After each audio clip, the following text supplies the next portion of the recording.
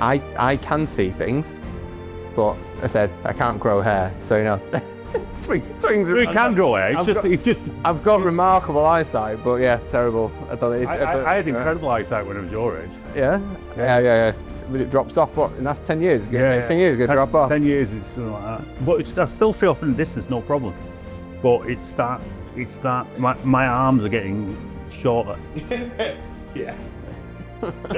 Your arms are getting shorter. Not my eyesight's too much, my arms are getting shorter. Yeah. I don't know if the cameras capture like how tall you are. On the last one we did, I looked about that. You were tall. tiny. I was about that tall. It looks like I could fit in your pocket. I look the size that I'd eaten him and Dave. Like he was out with his dad. And Uncle Dave is Uncle he looked bigger than me as well. Oh. So, welcome to another episode of the Disruptor Podcast. Very, very happy to welcome Steve and Mann with us again. Thank you very much for joining us, pal. Thank you for having me back. How's that work for me to say? Are you sure? This is water. Yeah, I was going to say, yeah. Those ice cubes prove it. Well, that's the outtake sorted for later on. We should just keep this in from this point. We'll just leave that in. Obviously, with the podcast, what we're looking to do is to bring people on who are either doing something, being a positive disruptor in technology or services, and being a positive disruptor in what they're doing in cyber or in any way. And I think with both the roles that I've known you to be involved in, I think it's fair to say that you're probably a positive disruptor in both. So absolutely delighted to have you on with us today. I think what would be useful, we obviously know you, we've known you for, a few months myself, but I feel like I've known you for years, and this must know you a lot longer. Can you just give us a summary of your role, your experience in both the community, but also with your most recent role at Park O'Neill? Yeah, of course. So the day job, we'll start for that one.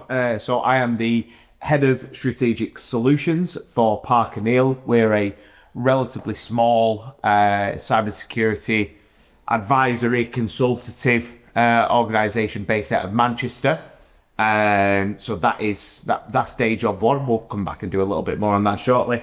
The passion piece for me though, I founded the Manchester Security Community, which is essentially a community initiative that is focused on bringing the cybersecurity leaders from across Manchester who may be a little bit siloed and maybe don't have access to advice of best practice, support from their peers, bringing them together into open forum conversation to allow them access to their compatriots, I guess, where they may not have it internally. So yeah, that's me very quickly, who I am, what I do. Fantastic. How long have you known Stephen Foley? What's your backstory? Last week, I think it was. Yeah, I picked you off to get me into this conversation. Yeah, it was. About, it must be 18 months, 2 years ago, so easily. I reckon So it feels about 15 years, but like, something like that. Yeah, we know. I think I just remember you reaching out one day saying, "I'm just starting this initiative. Would you like to be involved?" And he's like going, he was like, "Yeah, me and myself, typical. I'll just go to any event." Yeah. And it's like, you got to go, and yeah, it's been good to know you and get involved in your events. Yeah, cheers, mate. Yeah, appreciate it. I definitely think I've known you since January. After an instruction from Lee, I don't think someone's made an impact on me as quickly as you have in regards to. I think we realised very quickly we were kindred spirits in regards to what you're looking to do with the community, but now with Park O'Neill, but also what we're looking to do with Utopia and whatever. There's a real kindred spirit there. So really happy to have you on. Thank you. With the podcast, we're going to follow a pretty similar structure, which is understanding what is the status quo where you are right now, why you challenge it, and what is you or your organisation, probably both in your case, wanting to do to be a positive disruptor. And then we are going to finish with a question set by AI. So AI has understood what they're set up today. We've asked them the question and they've got a sort of a surprise question for you. So, fantastic. But we'll start with the status quo. So it'd be useful to get a bit of an understanding where Park O'Neill, what their ideal customer profile looks like, and without going into any opinions on it, let's just go through what the status quo is right now for those organizations when it comes to procuring or sourcing cybersecurity products or technologies. So, I guess our ICP is very much organisations at the middle to lower end in terms of scale when we talk about the SME space. They're the organisations that we can really make a difference for because of the status quo. So typically companies in that sort of, I would say, sub 500 headcount, their security posture is typically not one that is very mature. They've not usually had the financial opportunity to sink a load of money into cybersecurity. Quite a lot of the time we find that actually their knowledge and awareness of cybersecurity can be quite low. They may be a startup that has been very product and revenue driven in years 1, 2, and 3, and now they're starting to think about what we should do. They're the types of companies that we can really make a difference for. So the status quo, as it is, certainly from my perspective and speaking to people within this sector of the industry, service provision, advisory provision, tooling provision, whatever it may be, they're very underrepresented in terms of a suitable fit when it comes to cybersecurity. So what I'd seen is I've seen organisations that have been sold so many different things, and ultimately sold so many promises that just cannot come true for a company with a lack of security maturity that they have. It's putting a bandage on a dam and hoping it's going to hold the water back. So what we want to do and kind of how I see us as a really positive disruptor in this space is work with these organisations, really understand what it is that they need to not become the most secure organisation in the world, but get to a secure baseline. Once we get to that secure baseline, yeah, we can help you with your next steps, or realistically, we can probably pass you on to other people. But how do we get you to that baseline? Yeah. We're not trying to sell you everything. We're not in it, at the ground level going, you need all of this stuff. We're there to sit with you, work with you, and understand what it is that you need. So rather than us coming in going, here's our glossy solution that's going to solve all your problems, it's actually we need to work with you and understand. And I think that's something that these guys don't get. They just get pitched at day after day after day. So they say yes to something. And I guess that's one of the biggest issues, is the fact that they don't know who is going to be getting hold of them. They'll get a phone call saying, you need to have this product. This is the best product on the market. This is going to solve everything for you. Yeah. And that understanding that you guys can bring to them will help them in that. I think what's really interesting, you just touched upon it, as my next question was, we've both existed probably from a supplier from my side and from a customer from your side within big organisations. Yeah. So when you're talking about procuring something like this or sourcing, you've generally got architects that will go out and look at different solutions, and then you put together a plan. Procurement can take place over 2 or 3 different departments, in some places continents, in previous places you've worked. Yeah. When you scale that down to a 500 employee organisation, what does that sourcing procurement process look like, and what challenges and timescales are different to then maybe what Lee and I used to in our experience?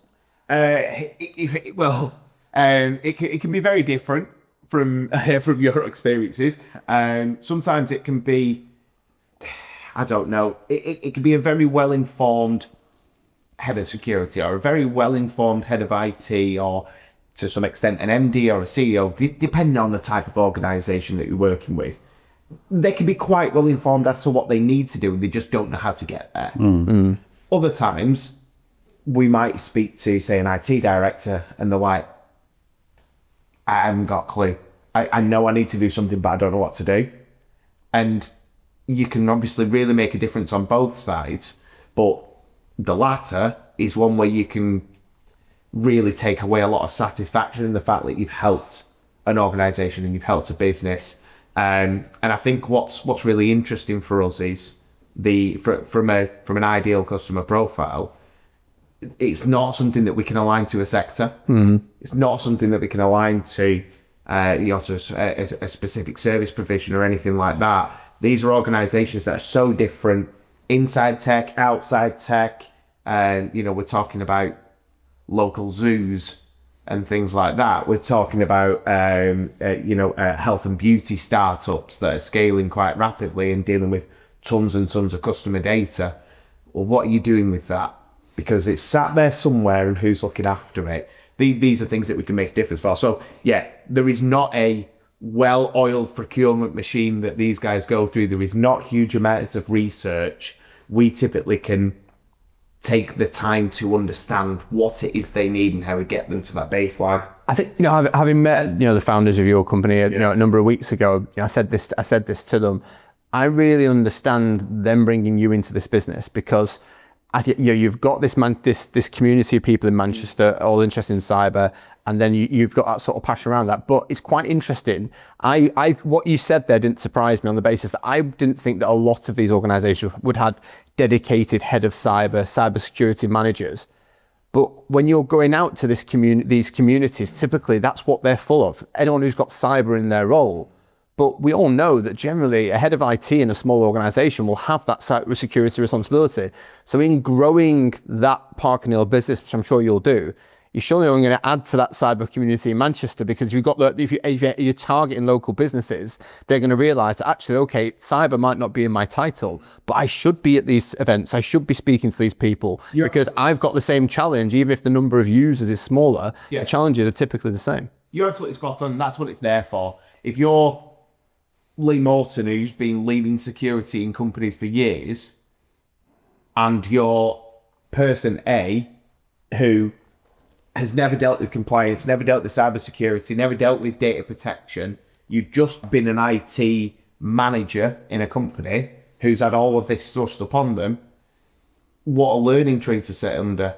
And Lee coming to the community events that we do, and every other person that comes to that, we have a really wide array of people that come and return, and we get new people every single time.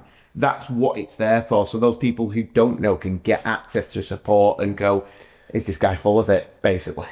Lee, I think if anyone's heard you speak at an event, or they've checked you out on LinkedIn or whatever, they might know your background. But typically, if you look at your recent profile, they wouldn't know that the amount of time you work for charity and a small organisation background. A question that I've got to you is, how are the challenges different in that scenario versus working for a massive global company that you have done in recent years, or a big sort of UK player? I think the challenges are the same, realistically. You're still dealing with exactly the same kind of problems. Funding, especially when I look back at the charity, funding was always an issue, especially the way the funding worked a lot of times with a charity. You'd go out and you get funding, and the funding was always to deliver a project. It never covered back-end services. And this is the same regarding procuring things. A lot of times an organisation is looking at spending money to get new features, but keeping the lights on, it's sometimes forgotten. So the same kind of problems are there. And as I say, I've worked at small organisations where I've had to do multiple roles, and that's how I've ended up in security. I used to do IT, networking, and then moved in security. And those challenges are the same. So the knowledge is always there. It's just a case of being able to focus specific. Okay, so building on from that, talking about the challenges. So you explained very clearly the status quo and what that looks like. What challenges what areas of status quo are you actively challenging within Park and Hill? What's the areas that you go, listen, we see this as an issue, and we think that we might have a solution for this? The first one is absolutely cost. Cost of cybersecurity, that is what we challenge, and that's our positioning in the marketplace.